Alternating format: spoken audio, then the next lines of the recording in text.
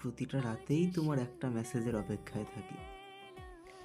তুমি উত্তর দাও তোমার যখন ইচ্ছে, আর আমি সময় গুনে যাই নীরবে। হয়তো তোমার কাছে আমি শুধু একটা নোটিফিকেশন হতে পারি, কিন্তু তোমার অপেক্ষা করাটাই আমার সব থেকে বড় অভ্যাস হয়ে গেছে। কিছু অপেক্ষা কখনো শেষ হয় না, শুধু এক সময় মানুষটা অপেক্ষা করতে করতে নীরবে হারিয়ে যায়।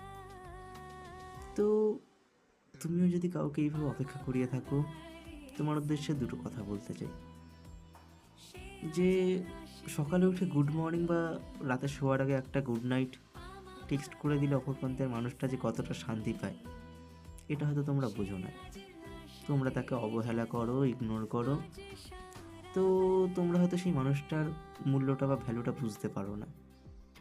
একটা কথাই বলতে চাই যে সেই মানুষটাকে একটু এফোর্টস দিয়ে দেখো। সামথিং এই ছোটো ছোটো এফোর্টসই হয়তো একটা সম্পর্ক বা রিলেশনশিপ টিকিয়ে রাখার জন্য যথেষ্ট।